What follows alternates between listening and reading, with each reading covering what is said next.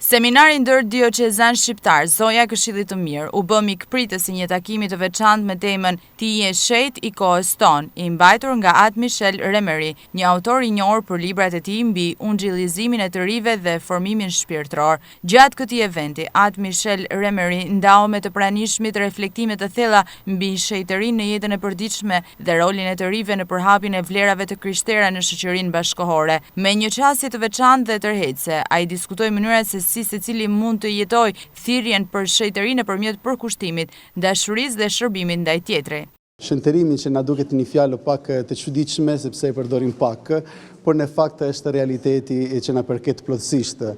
Shëntërit nuk janë njerëzit të përsosur, njerëzit të larg nesh, por janë njerëzit me të vërtetë që jetojnë këtu mes nesh, bile jemi ne, sepse besojmë në Zotin. Edhe Zoti çfarë bën për ne, na mundson për të jetuar talentat, dhuratat, për të dhënë kontributin ton dhe për të krijuar një botë më të mirë. And to see the enthusiasm to try to live their. Takimin e nisëm pikërisht me një reflektim mbi sfidat që të rinjt hasin në jetën e tyre.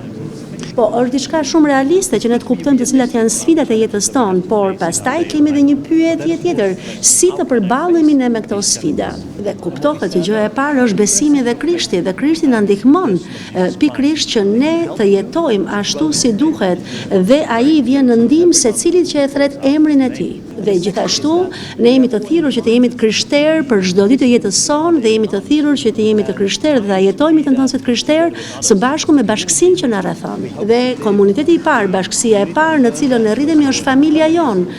Është familja jonë, janë familjarët tanë që na ndihmojnë të rritemi, por gjithashtu pastaj përveç familjes kemi dhe miqt që na ndihmojnë të rritemi gjithashtu. Por cili është raporti i të rive me besimin dhe sa po ndikon teknologjia?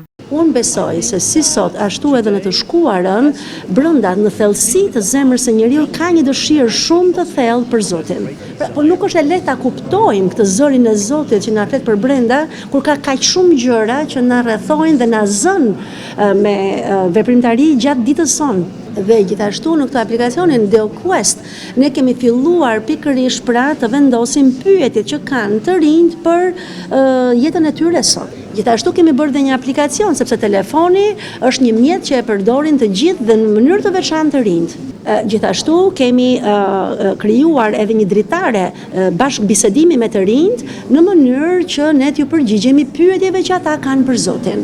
Dhe ajo çfarë folëm tash paralitem me të rinjt ishte pikërisht pra edhe roli i inteligjencës artificiale, se si ajo mund të duket sikur i largon pak ata nga Zoti. Inteligjenca nuk bën ato gjëra që bëjnë njerëzit. Inteligjenca nuk mund të dashurojë, inteligjenca nuk mund të pagëzohet, inteligjenca nuk mund të ndjejë si njerëzit. Por inteligenca artificiale e teknologjia mund të luajë një rol të rëndësishëm në kërkimin ton të Zotit. Pra, pyetjet që bëjnë të rinjt sot tregojnë se ato po kërkojnë Zotin dhe teknologjia mund t'i ndihmojë ata që ta gjejnë. Pjesëmarrësit mes të cilëve seminaristë, studentë dhe të ftuar të ndryshëm patën mundësinë të angazhoheshin në diskutime interaktive dhe të marrin frymëzim nga mesazhet e dhëna. Aktiviteti është pjesë e një serie eventesh formuese që synojnë të frymëzojnë dhe të përgatisin të rinjt për një jetë të udhëhequr nga parimet e Ungjillit, duke i inkurajuar ata të jenë dëshmitar aktiv të besimit në shoqërinë moderne.